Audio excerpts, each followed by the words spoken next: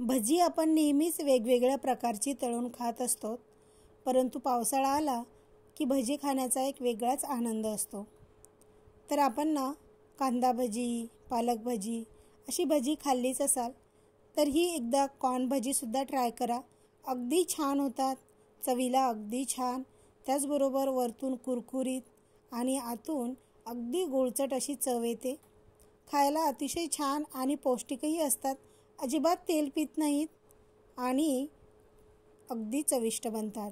चला तर मग इथे कॉर्न भजी बनवण्यासाठी मी अर्धा किलो एवढे मक्याचे दाणे घेतलेले आहेत आणि त्यासाठी आपल्याला लागणार आहे अर्धी वाटी कॉर्नफ्लॉवर, अर्धी वाटी एवढं बेसन पीठ आहे।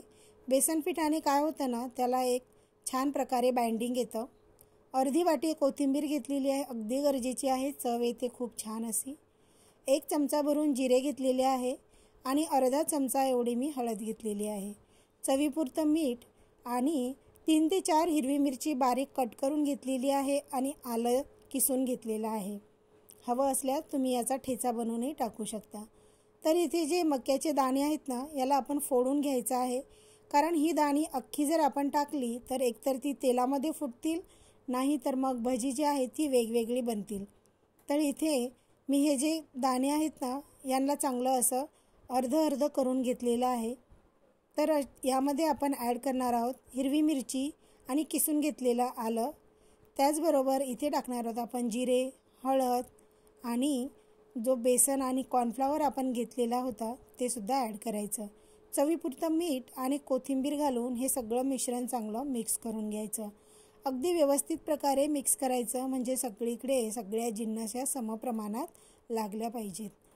तर इथे हे सगळं व्यवस्थित असं हाताने मी मिक्स करून घेतलेलं आहे आणि याला एक 2 ते 3 मिनिटापर्यंत असं झाकून ठेवायचं, म्हणजे छान प्रकारे बाइंडिंग येतं।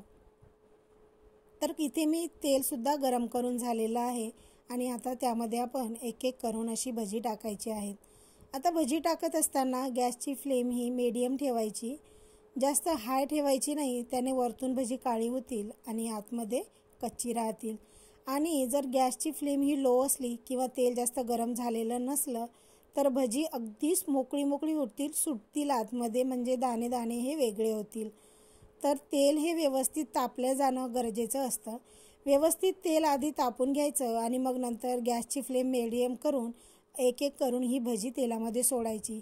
याने काय होतं ना, भजी अगदी चांगल्या प्रकारे तळल्या जातात, अतिशय छान असा रंग येतो, त्याचबरोबर वरतून कुरकुरीत होतात आणि आतमध्ये जे दाणे असतात ते अगदी छान प्रकारे इथे शिजल्या जातात।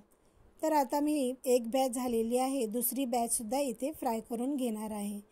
भजी सोडण्याआधी हातावर घेऊन त्याला एक व्यवस्थित असा शेप देऊन घ्यायचा, म्हणजे भजी टाकतानाही व्यवस्थितपणे त्यामध्ये टाकल्या जातात। आणि जर कुठे एखादा दाणा असा राहिला, तो बारीक झालेला नसला तर तो सुटतही नाही। त्यामुळे भजी टाकायच्या आधी हातावर त्याला व्यवस्थित असं त्याचा गोळा बनवून घ्यायचा।